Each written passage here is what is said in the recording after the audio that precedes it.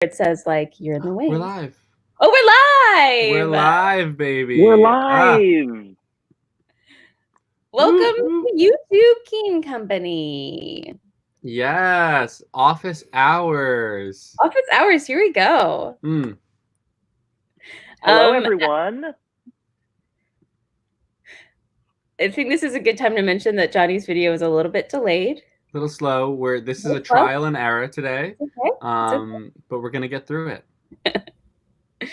Mr. Billy Reese made this all magic happen. So we're reporting live from our individual homes today. And we're having fun with StreamYard. Yeah. Yeah. So Jonny, tell us a little more about office hours with Keen Company. Well, hello, everyone. Well, hi, everyone. I'm here in Maine, which I can talk about later, but my mom's dog almost ate a box of tissues that was near me. So sorry about that. So hello, everyone. This is Team Keen, live from our various locations with some virtual office hours. So here's the deal. Our office is at 528th Avenue on the 3rd floor in the Art New York space, the Alliance of Resident Theaters New York. And we have a very delightful, intimate office without windows. And what we do pretty much the minute we get in for the day is open the door and leave it open. And we do that for two reasons. Number one is it makes our office feel bigger. But number two, we really love having people drop in and say hello and chat with us. We kind of feel that we're sort of like the RAs of the floor. And while sometimes the echoes of our voices and laughter, some of us are loud laughers, can be heard all throughout the hall. So while it may be, a little distracting at some point to some people, generally it is a welcome sound. So today, what we wanted to do was open up our virtual office door to welcome you all in, to say hello, and tell you a little bit about what's been going on for us the last couple weeks, and also hear what's going on with you guys. Awesome. I see Alyssa May Gold is here. Oh, thank goodness. Alyssa May Gold is actually someone who drops into our office, I would say, a couple times a year, and always in the Christmas season or the holiday season brings us pistachios, which I'm very excited about because I love pistachios. But it's Keen Green. Yeah, it's Keen Green. Keen Green. Love it, and I love Alyssa's you don't eat pistachios, do you? I don't eat pistachios. This is a huge reveal. I think I've been keeping this from Alyssa May Gold's. That's but wild. I know. I don't eat pistachios. I don't know. I never got into them. Should I try them? Is this like a quarantine challenge? I will tell. I can see the pros and cons. Okay. I like pistachios because you have to earn every single nut. Yeah. You know? It is. You really have a lot of work. Really have to work for each one. You know? Yeah. Burn in calories while you eat those things. Is it like celery or it's like negative? Like by the time you get the nut open, you burned it off. By that point, I think it's just so much work, you know? You need some strong fingers. But so I get it. Also means that you can't have a handful of them. You know, you've got to have it one at a time. Exactly. Unless you open a bunch at a time with the, plan on having multiple. You have to like meal prep later. Yeah, exactly. Which I get it. Yeah. Are either of you planners that you would actually do that? Okay. Like open them all in advance? Are you really? You're secretly just wondering if I'm obsessive enough to meal plan? Is that what your question is? Well, I kind of know the answer. It's a bit of a leading question, but yeah. I don't actually. Well, okay. These guys know that the last what was it? I think it was November and December. I challenged myself to bring my lunch every day. Or was it January? No, I think it was November, December, to bring my lunch every day. And I was distraught. I was doing really well. And I had really brought my lunch for a couple weeks. And I think I was trying to get to the end of the year in December, and it was 2 months. And then one day I had packed my lunch, but I forgot it at home, and I was distraught. But Jonny did tell me that it still counted, but I don't know. It still counts. You can have one day. Yeah. It's fine. But so when I bring my lunch, I don't really meal prep, but I do kind of think about it. I was pretty impressed that you brought your lunch that many days.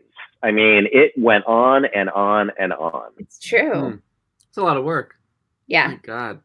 Yeah, I could never meal prep, Although I basically do meal prep because anytime I walk into the Keen office, my only thought is, what I really want today are croutons from PAX. So it's just a Keen thing. Something about the office makes me crave the PAX croutons. This is going to be shocking to hear, but I think I miss PAX. I'm not shocked by that. I miss PAX. I miss those croutons. PAX is like a little lunch spot that's basically in our office. We don't have to, or in the building. We don't have to go outside to go into it. And what this group has for lunch is a real topic of conversation. Oh my God. Every day it's a topic of conversation. And part of that has to do with the neighborhood's food selections have actually gotten a lot better over the last several years. However, it still feels kind of limited. It does. Or maybe that's a limitation in our own minds. I don't know.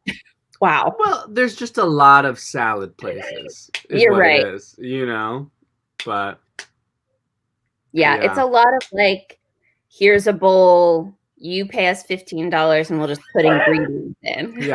Yeah, exactly. Well, let me ask you both. What would you get for lunch today if we were in the Keen Company office? Okay. If you didn't bring your lunch. Sure. Right. I'm always looking for whatever the fastest and I don't want to think about it that much option, which is the opposite, I feel of everyone else. So I usually just walk into PAX and get a Caesar salad, can of Diet Coke, maybe a yogurt. I love a yogurt. Heck yeah. Yeah. But I'm very simple. I have very simple salads. Where these guys, I don't know. I like to experiment for sure. I would probably get a salad from PAX, some croutons, some cauliflower. Some chickpea. Yeah, little feta maybe, and put a nice light Caesar on it, I think.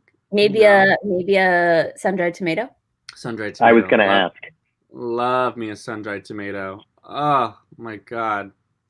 That is, and I'd probably get a nice little Diet Coke or a Diet Ginger Ale. But what about you, Jonny? What are you hankering for? I'll tell you, I really miss the salads at Market Crate, which is the store. A solid hour on the salad. This episode is sponsored by Market Crate. Yeah, right. Oh my God. I could talk a lot about what I would get on my salad, but I don't know if we want to get into that at the moment. But I think that's the first thing I would want because I really miss a good salad. That has all those ingredients that are sort of plentiful. And I really appreciate the man who makes those salads right now. Yeah, honestly. Why is the salad never as good when you make it yourself? When you make it, yeah, exactly. It's just something. I think part of it has to do with the fact that we don't necessarily have all those ingredients on hand. True. Yeah. Or a big metal bowl to mix it in. Come on. Yes. My God.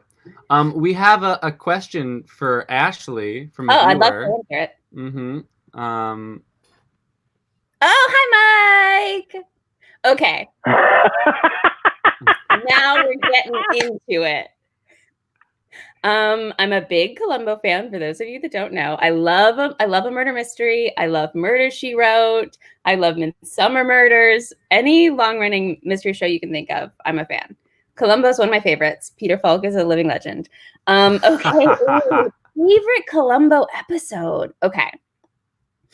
I love all of the episodes with Robert Culp, which is this like 70s, 80s amazing TV actor. And he was on Columbo several times. This is like really, we're getting into it. But I think my favorite episode, this is very hard. But one of my favorite episodes is an episode with Janet Leigh, who we would all know from Psycho. And I don't want to give anything away, but it's a really interesting episode because he's very like sympathetic towards the murderer and things do not go the way you think they're going to go. So that's probably my favorite Columbo episode. But there's so many good ones. And there's a lot I haven't seen, actually. I haven't seen a lot of the later ones. Although I might own all of them. So we might have to get into a real Columbo, like maybe it's Columbo quarantine. That's good. That's good. Or in Numbo? Does it work? We'll keep workshopping that. Thank this you. is why we have previews. Yeah, Billy's the creator. Yeah, sure. I have never seen an episode of Columbo.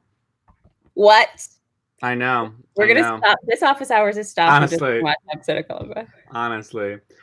We also have a hello from a viewer. Where is it?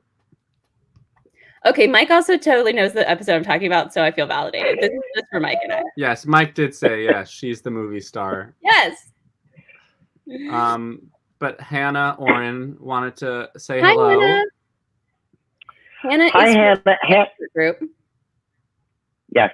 And I think Hannah's going to have to guest star at some point on our office hours. He stops by our office. 100%. One of our guests. 100%. There are several times during the day, if Hannah doesn't stop by, that I often go like, well, where's Hannah? What is wrong? Yeah. Yeah. Mm-hmm. You know there's trouble in the Art New York building if Hannah hasn't stopped by. What do we usually talk about when Hannah stops by? Oh, man. Most of it are things that we can't talk about on the streaming art. I like to call it our Keen Cast because it usually circles around to like deep cut musical theater, which Billy is like an expert on, as is Hannah. As you can tell by my childhood bedroom. Yeah. Mm-hmm. Some original cast recordings, as Reed originally would say. Shout out to Reed, by the way, who's not here at the moment. Hi, Reed. Reed is teaching a awesome yoga class for Moto Yoga. You should check them out. Love Moto Yoga. He'll be with us eventually. Yes. You think maybe it's just not. Billy is really loving his power as producer. I really Billy's am. a TV producer, by the way. I'm having a ball. Oh man. I love how these things come up with their little viewer picture. Me too. Right? I am suddenly wondering what my YouTube viewer picture is. I bet it's something embarrassing. It's a picture of Columbo. Yeah, probably. Yeah. Ash, do you want to tell the viewers at home who may not be following you on social media about your campaign during this quarantine? Yes, my campaign. Yes, this is my campaign platform. I just accidentally happened to be the first, one of the first days of we were all quarantined, started the first James Bond because I had never seen any of them before. That's a little bit of a I must have seen, I have some vague memories of the Pierce Brosnan ones that came out when I was a kid that like my brother watched. And I think I had seen Goldfinger, but I hadn't remembered it. Anyway, so I only had vague memories of Bond. And my brother, who's awesome, has this like big, huge movie collection, and he shared it digitally with me recently. And he has all the Bond movies. And I was like, oh, well, this is fun. I'll just start a Bond movie. And then I posted about it on Instagram, and I learned that I have a bunch of friends that are huge Bond fans. So it's been really fun. So now I'm watching all of them. I've gotten up to 13. And there's 24, so I'm halfway through. But it's been a real ride. I didn't know most of the I know nothing about the Bond lore, and usually when I go into watching all of these movies, I love to research them and figure things out. But I've been going in completely blind, which has been really fun, and they're wild. I love that. I have not seen many Bond movies, but one I have seen was it's one of the Pierce Brosnan ones. Okay. Maybe when he's in Russia, I think. Is it From Russia with Love? It's not. That's an old one. Maybe he's not in Russia. But there might be another one. It is, from what I've learned, notably one of the worst Bond movies. Great. But we watched it in our high school film class, and I have no idea why, out of 24 James Bond films, that was the one we watched to study, That's cinema's amazing. Greats. Yeah. I love that it was totally just that teacher's favorite movie. Truly, honestly. But what is it called? It's the one where he surfboards. You haven't gotten to it yet. Oh, but I haven't gotten there yet, but I have I sort of feel like I've seen a clip of this. It is is it Die Another Day? Maybe? They're all nonsense words. It's just 4 words they put together in a way that doesn't make sense. It actually might not be that one. Maybe I'm misremembering the surfboarding. When I get there, I'll Skype you in. We'll stream you in, and you can do your commentary about your high school experience. Please.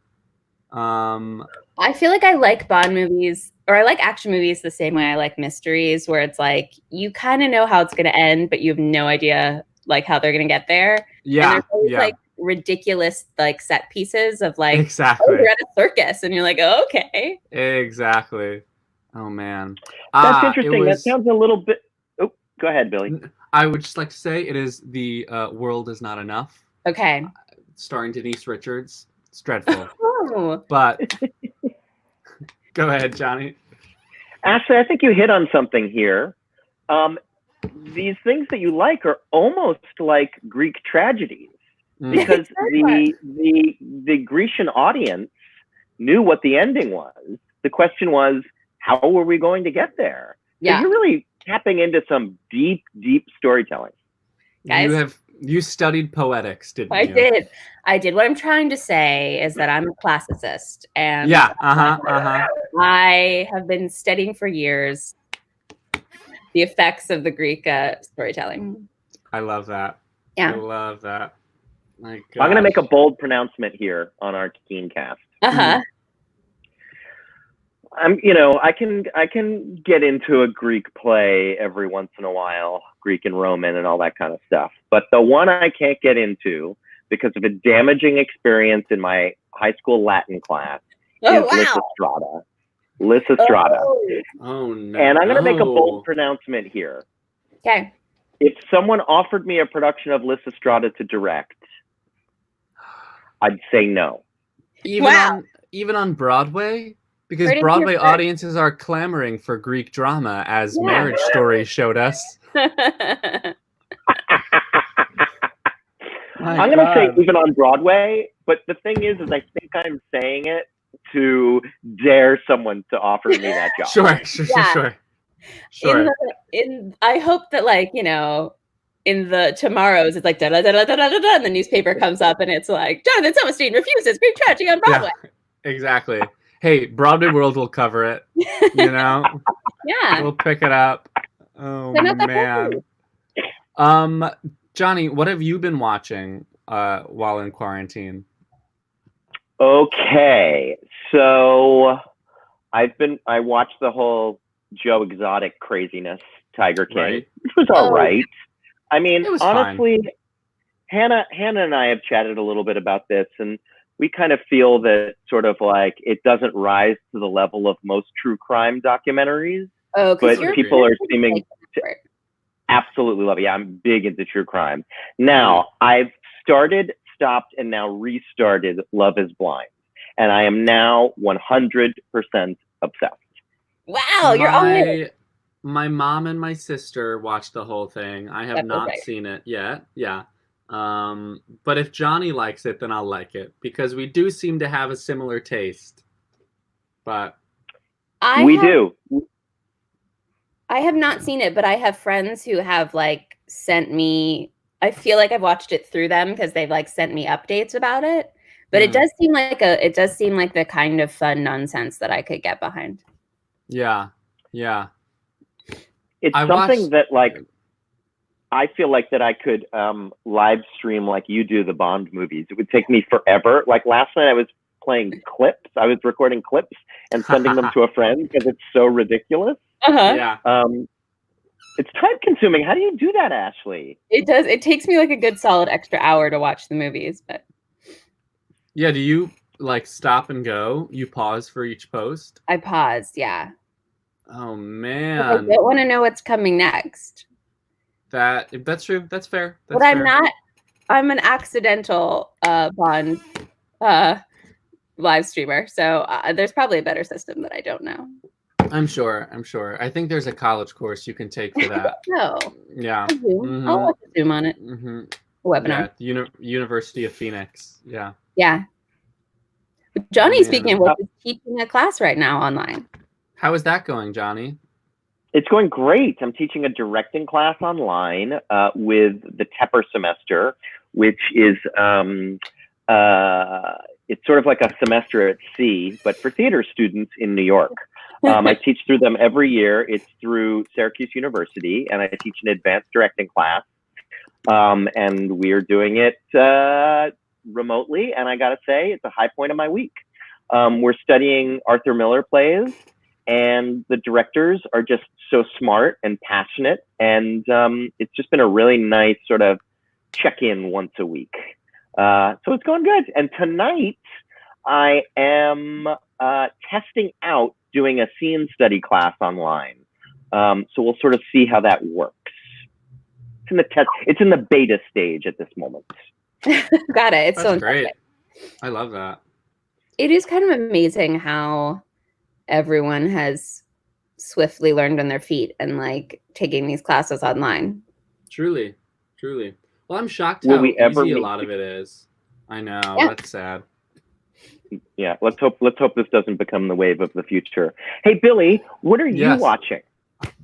What am I watching? Right now, I'm revisiting 30 Rock, which is so one good. of my favorites. Yes, I'm on the 5th season. I watched it in all maybe my freshman year of college for the first time.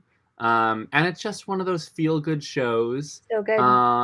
And I love it because every line is a joke. You know, some great performances. I love those New York-based shows where there are so many just like random, you know, character actors from the theater scene who just pop in for 2 lines. Yeah. So that's how I've been spending this run.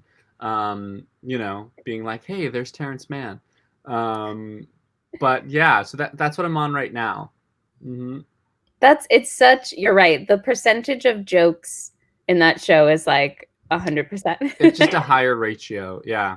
Yeah. It's even higher in Kimmy Schmidt, you know? Like this is maybe every other line is a joke, which is still higher than the average, but Kimmy Schmidt, it's like a lot to take in. Yeah. You know? But it's exhausting, but I love it. It is. It's exhausting. Like comedically exhausting, which is my favorite kind of comedy. Yeah. You know? Yeah. But and we're watching some exhausting sounds like a really good like autobiography of someone. That's Billy's new album. Yeah, sure. Exactly. Yeah, the label said I needed another word besides exhausting, so I added comedically to it. Yeah. Great, yeah. But we watched Onward with the family the other night, which is the new Pixar movie on Disney Plus. It's really good. Really cute. Yeah. Okay. We really enjoyed it. Just another feel good thing. That's it. I just looking for some feel goods right now. You know? Exactly. Yeah. But has Pixar ever released a bad film? Yes. Hot take. Which one? Cars 2. Really? Come on. I love that you had that at the ready. I mean, I watch a lot of YouTube documentaries about the ranking of all the Pixar films, so I just know this information offhand, you know? Alyssa Michaels, Kimmy Schmidt, and 30 Rock, I'm assuming, are the two shows, and she's not wrong. They are the best. Alyssa Michaels should be on Kimmy Schmidt. Like, in an alternate universe, 1985, she would be on Kimmy Schmidt. Honestly. What are your guys' favorite Pixar movies? I feel like I'm not as big of a connoisseur, but But you've seen the biggies. I've seen the biggies. I liked WALL-E. Sure. WALL-E, if you will. WALL-E, of course. I'm forgetting a class. Oh, well, the Toy Story. Obviously, Toy Story. Sure. Mm-hmm. Did you see Toy Story 4? No, I didn't see Toy Story 4. It was wild. I think I had to stop after Toy Story 2 because Toy Story 3 was about him going to college, and like I can't with. They're so sad. Like I cry every time. Mm-hmm. Yeah, but Toy Story 3 was a great wrap up to the trilogy. I think that's why I never saw 4. Is like I feel like it was a 3 movie arc. Yeah, I mean, there are some great moments to 4, but I mean, they just completely rewrote. You know, they jumped the shark. You know, they did. Rewrote the Toy Story lineage. 3, he goes to college, right? Yeah. Mm-hmm. I just can't. Which one is the one with the old prospector character? That's 2. Okay. Mm-hmm. Definitely seen that one's the best. Love 2. Love it. 2 is great. Oh man, but I feel like there's something else that I'm forgetting as a Pixar movie that's like, you know, there's Finding Nemo. Oh, sure. There's Incredibles. Monsters Inc. Oh, I liked Monsters Inc. Monsters Inc. is great. Bugs Life.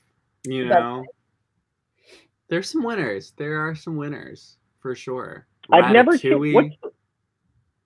What's the one when they're in? I think it's a Pixar movie when they're in the guy's head and Inside they're warring. Out. Yeah, I got to see that. That's a good one. That one is great. That's a very Jonny movie. Yeah, and I feel like Ratatouille would be your favorite, Jonny. Oh, Ratatouille! I liked Ratatouille a lot. Ratatouille is great. So good. So good. Oh my god. But that's all I have to say about that. That's a good feel good project is to rewatch some Pixar movies. That's true. Although it would be an emotional roller coaster because you will be guaranteed to cry at every single one. Oh, definitely. You know? Like if you're feeling very cathartic, which I'm sure most of us are right now. Yeah. That's the way to go for sure. Yeah. Oh, look at this. Mike's favorite Pixar movie is Being John Malkovich. Classic. Love it. I never saw Up, but I did see the first 10 minutes. That's all you need to see. Overrated. And that was devastated. The first 10 minutes is all you need, you know? Yeah. I mean, cathartic is, we're going back again to our Greek tragedy story theory here. We're hitting all the highlights. That's true. That is true. Mike wanted to clarify. Yeah, he's right. About being in someone's head. That you're exactly right, Mike. Yeah. Right. Yeah, he's right. I don't know. One of Yeah, Jonny. Sorry, I'm on my little delay there. So one of the sweeter emails we got post closing Blues for an Alabama Sky 4 shows early was from Mr. Mike Labadia, who said, like, I've seen every Keen Company show and I cannot believe that I'm missing this one. No. So Mike, you are such a loyal friend and fan. Thank you so much. You'll get a special invitation to the next Keen Company show.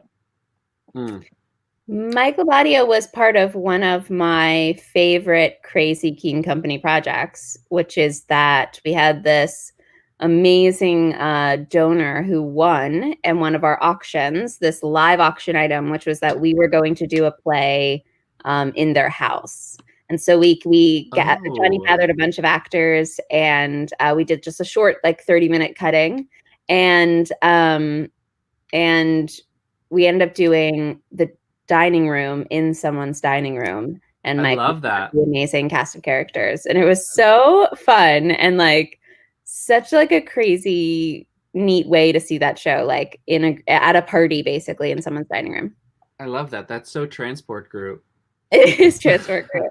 That's Transport fabulous. Group is like our sister company. Transport Group, so they have the office around the hall from us.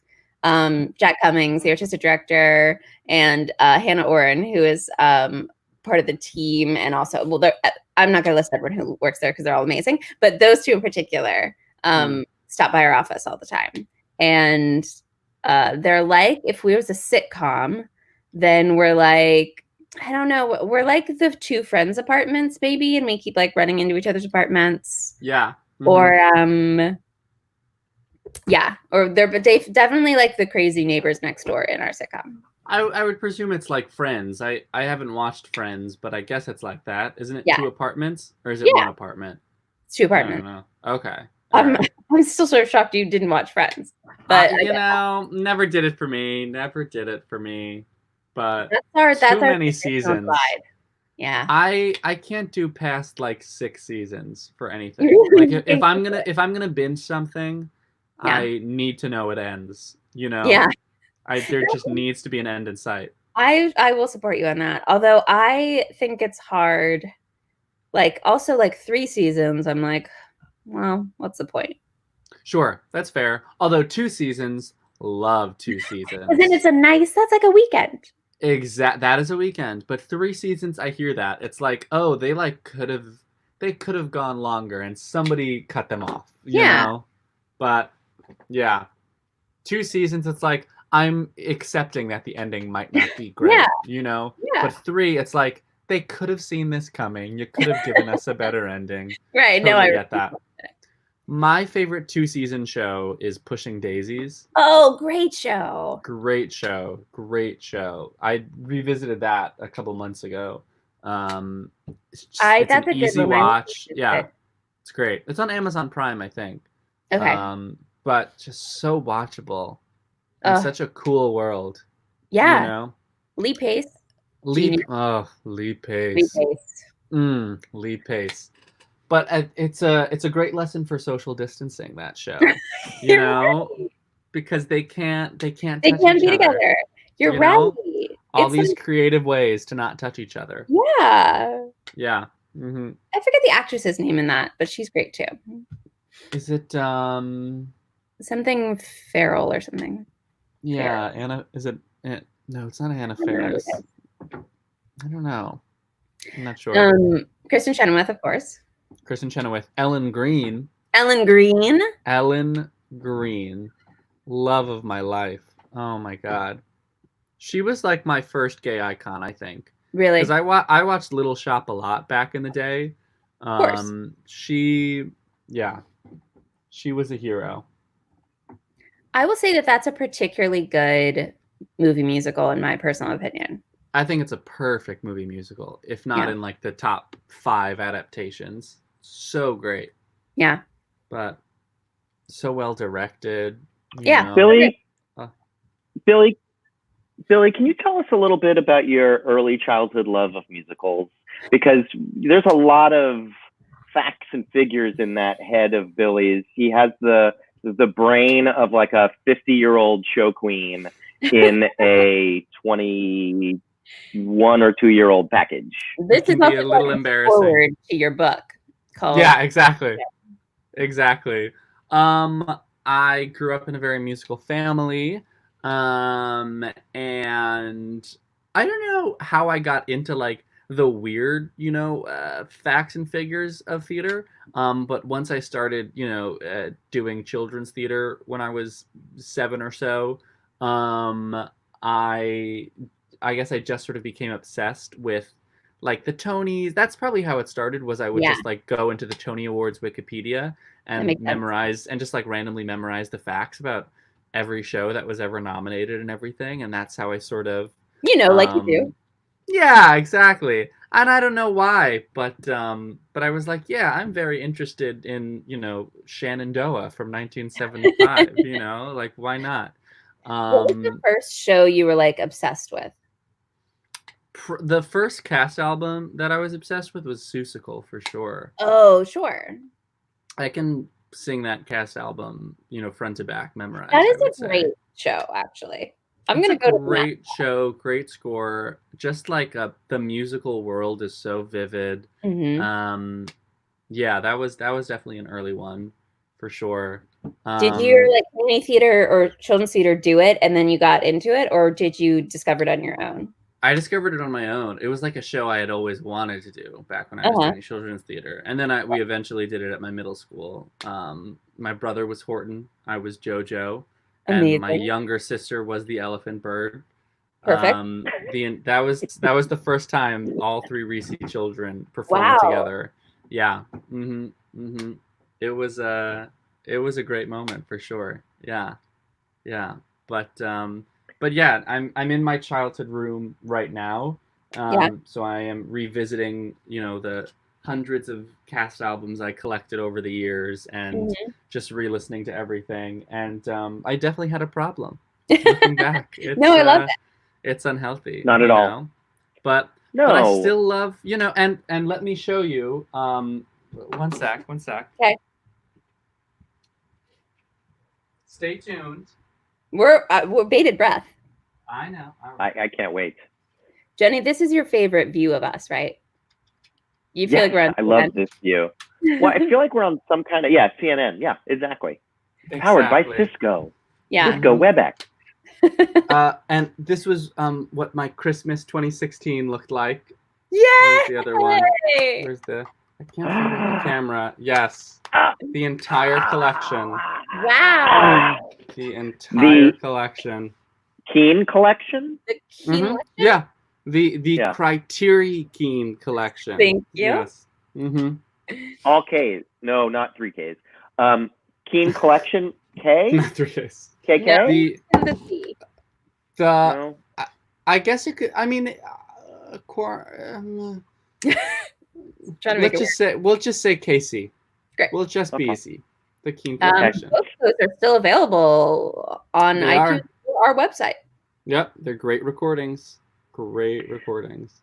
There's also an amazing YouTube video, which I think is in our quarantine playlist. It is. Where you can watch Jonny turn the pages at the recording session. I was so stressed. I've never been so stressed in my life. Well, maybe I have been. That's a little bit overblown. But it was a hard job. Yeah. There's a lot of pressure on you. Especially for a Sondheim song. Oh my God! Can you read sheet music, Jonny? I don't think you read music either, do you? Yeah. I can kind of vaguely read it. Okay.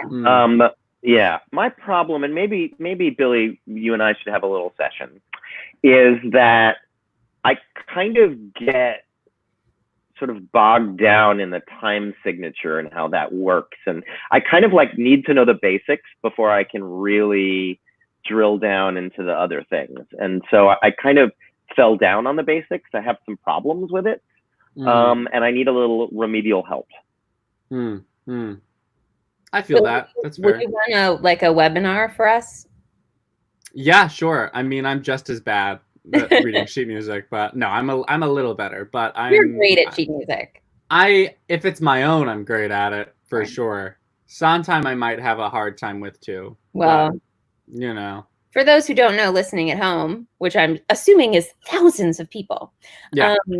Mr. Billy Reese is a very talented composer. He has, before he even graduated undergrad, he had an off-Broadway show running, which would still be running right now if it wasn't in quarantine. It would, and hopefully we'll be back whenever everything, comes back. But yeah. Many a 54 Below concert and the likes of which.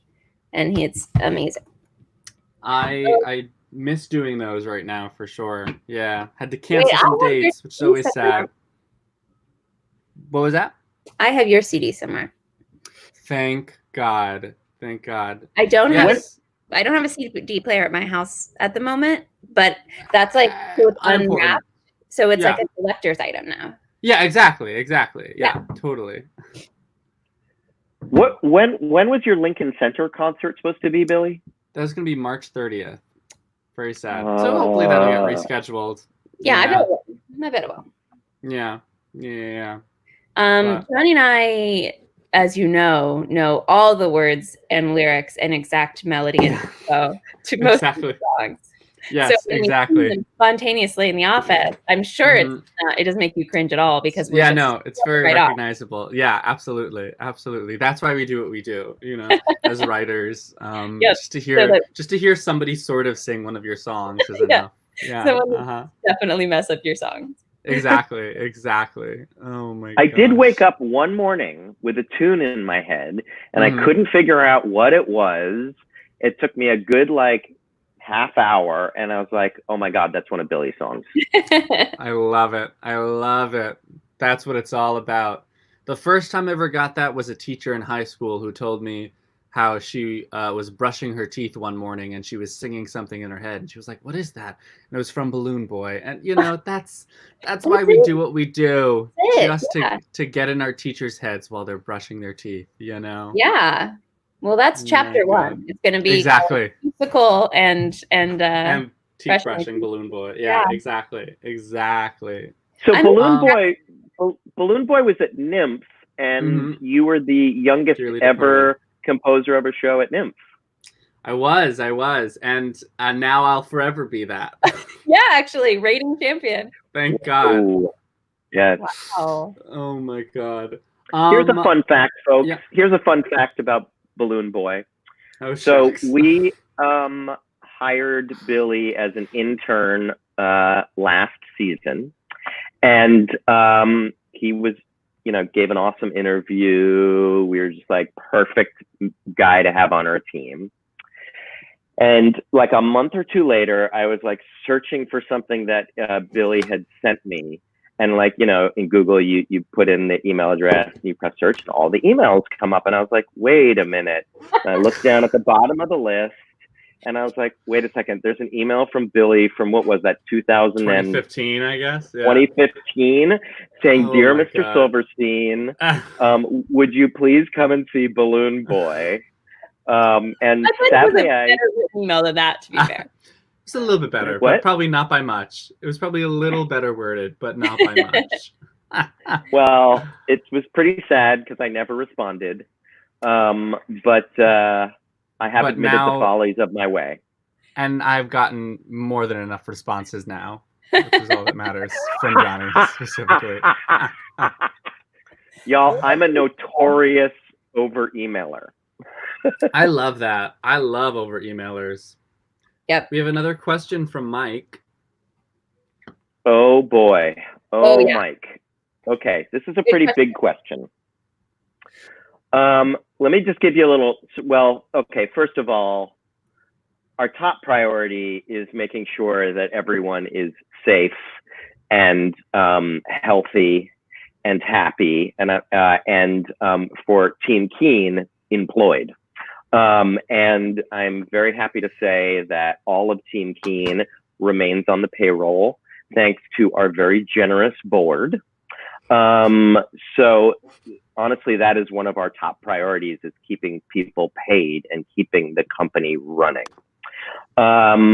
We are trying to grapple with the fact that we will most likely not have a benefit until the fall.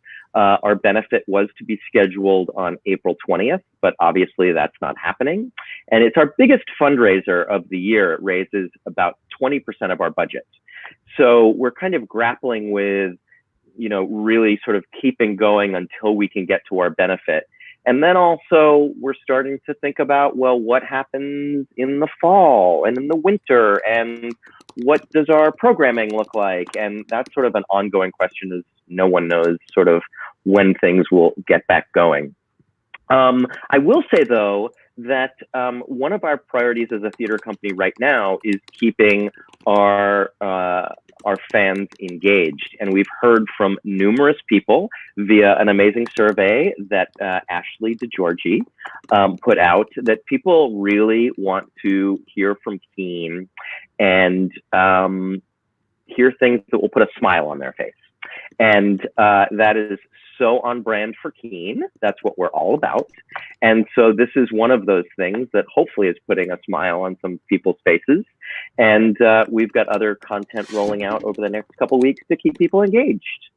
So that was a very long-winded answer, but hopefully it kind of gives you a peek as to some of the things that we're grappling with as a company. I also want to mention that our Keen Teens program, we also had to cancel that.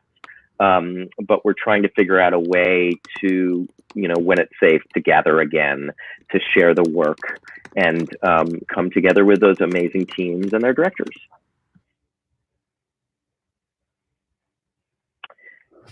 So hopefully that answered a question or two. Yeah, we were luckier than most in that we did have to cancel the last 4 performances of Blues for an Alabama Sky, but it was planning to close March 14th anyway, so it was only a couple performances. We were not in the middle of a huge production as a lot of other companies were. I think we're also luckier than most in the fact that we run on such a lean, mean team. We have such a small overhead for the size of company we are. And so we were able to sort of get small pretty quickly. It's unfortunate that we had to cancel so much other programming, but like Jonny said, our mission is so much connection driven, and this feels like there's no better time to really lean into that and try to like genuinely connect with people. So it's been kind of interesting and in a way exciting to figure out ways to connect with patrons that isn't live and in person at the theater. That's my opinion. I think that's also, I am incredibly grateful to be running this company that, to me, our mission of connection and identification is so important during this time and will be important moving forward. I feel like people need that now more than ever, and how amazing to be part of a company where that's the important thing. Anyways. Even when I was calling people Thursday afternoon, and like emailing people and saying like, oh my gosh, so sorry, we're canceling the last 4 performances of Blues, like we have to cancel your tickets. And these were like, some of them were subscribers and donors and foundations and patrons. And some of them were, so some of them were people I've talked to on the phone a lot before, and some of them were new people who didn't know us well at all. But every single person I talked to that day, the first thing they said is like, how are you guys? How are you doing? Like, don't worry about it. This is an unusual circumstance. Everyone was just so gracious, and I'm proud to be part of a company that attracts such like awesome people too. And hopefully we live up to that. Totally. Unlike right now, this office hours has been a drag. Not fun at all. No. It's very hard to carry a conversation here at I think Team people are going to figure out we don't like each other. That's the problem. I think so. That's always been the problem. Uh-oh. I knew ever since Jonny didn't respond to my nymph email.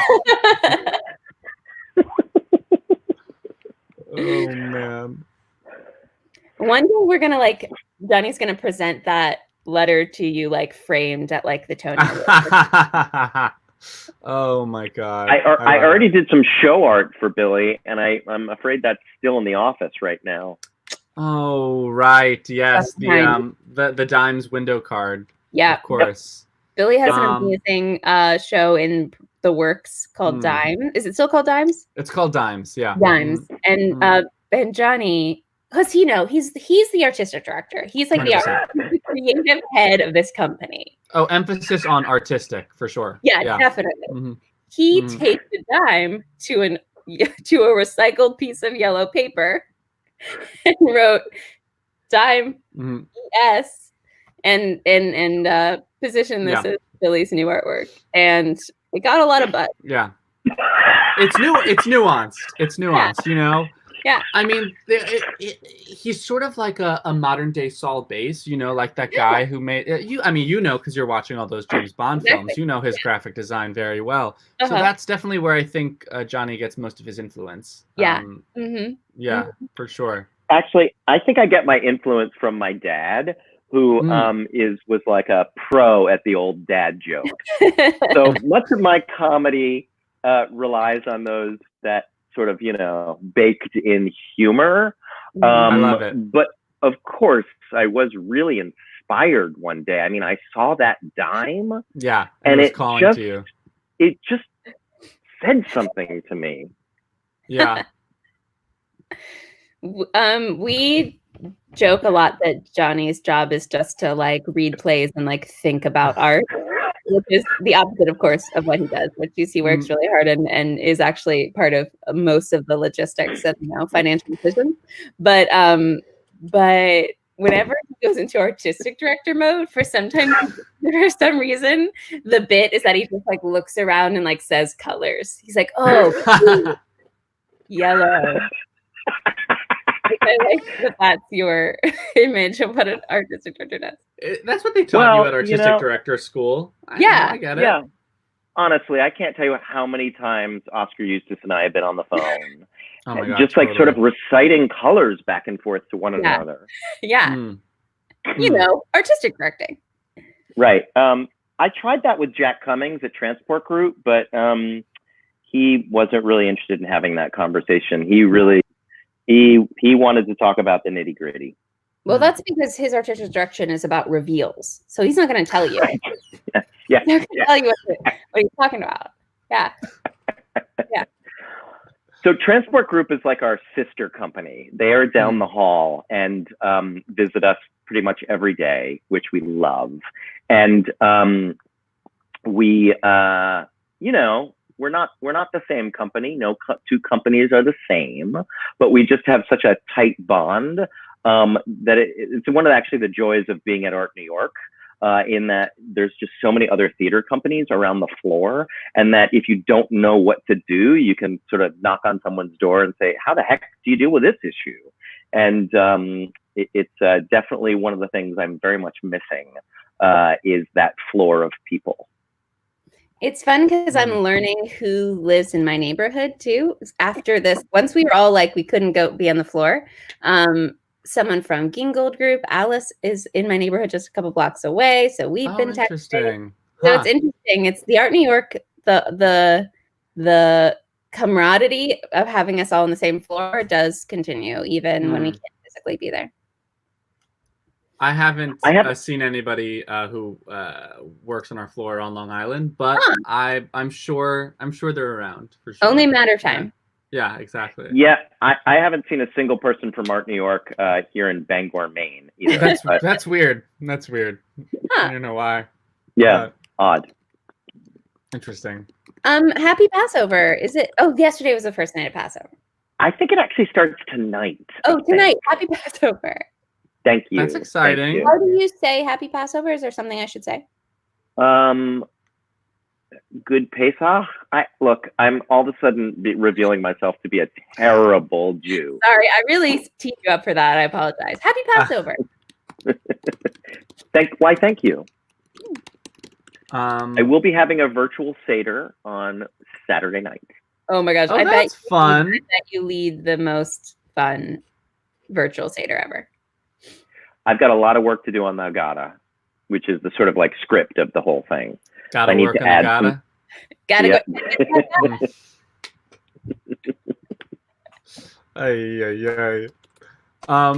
That's like the script, right? Yes. Yep. It's like has the whole thing. And I think it has to be updated a bit to, you know, include the time we're living in. Indeed, Governor Cuomo today said next year in Jerusalem, which is the thing that you say at the end of every Passover. Oh. And he was using that to say next year we'll be out of this. Oh, Wow. nice. That's beautiful. Yep. Well, if you want, you can submit your Haggadah script to Billy, but it's going to take him about 5 years to get back to you. Yeah, sure. But you might get a deal out of it. Okay. You might get an internship. Yeah, you might. You might.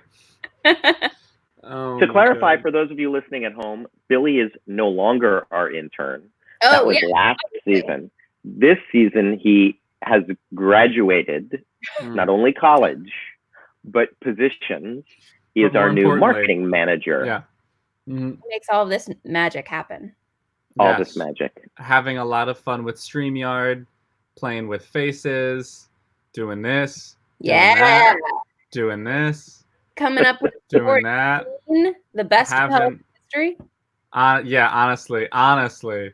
But yeah, and it's been wonderful because as I showed you from my cast album collection, Keen Company is a company that I had been a fan of for a long time. So it's really awesome to be a small part of it, for sure.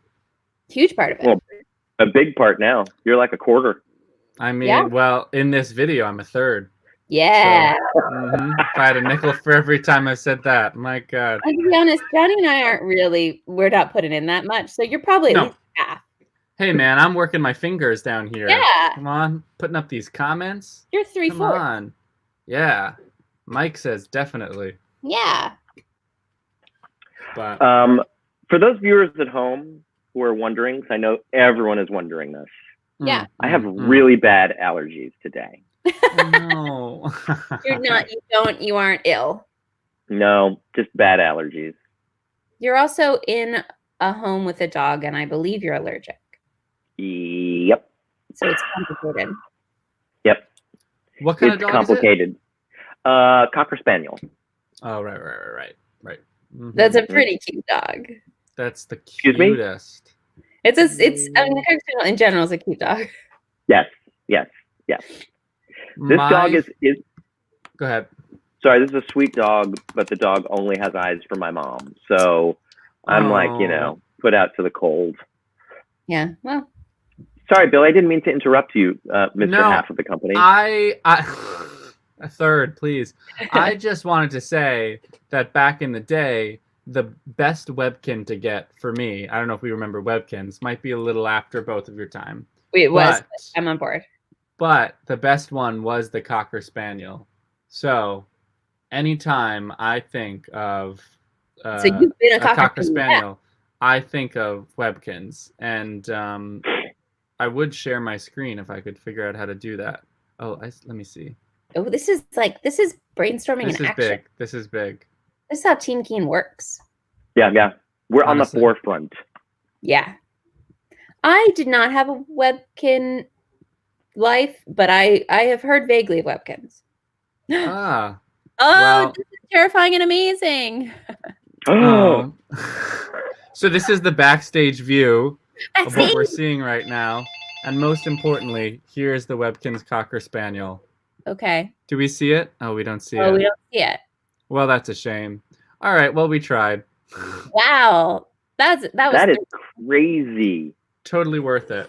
That was like a Twilight Zone moment. Absolutely. Or the Matrix. Absolutely. The twist ending.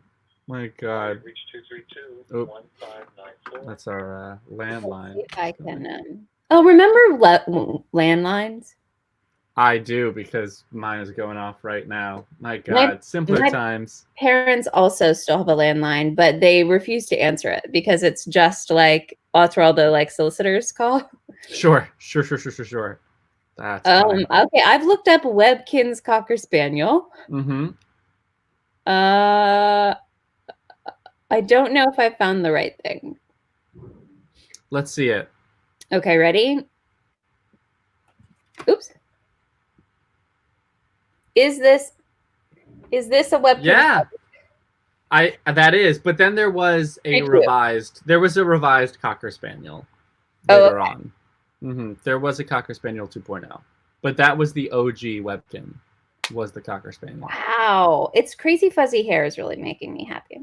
Yeah. What's a webkin? Said the old man of the group. The Webkins, it was a website. I don't think it's still up. Maybe it is. But you bought a stuffed animal, and it came with a code, and then you could enter the code and play online with it.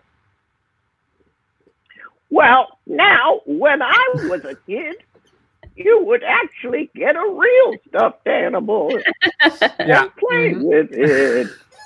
Times have changed, Grandpa. I think we're going to save this for the next office hours, but I think we've got to talk about the whole experience with Raggedy Ann and Raggedy Andy. I'm not. But I think we should save it. I don't know. Right. Billy, have you heard this story yet? I have not, and I'm very excited to. Yeah, this is primo. I need to save it for the next one. Yeah, I need to save it for when my computer isn't being crazy, because you need. I'm gonna have to act some of it out. We need HD Jonny for it. Yeah. I need to see your pores. Come on, man. Well, I think we've hit over to an hour. Is this our office hour complete? That went by so quick. Ding, ding, ding. We did the hour.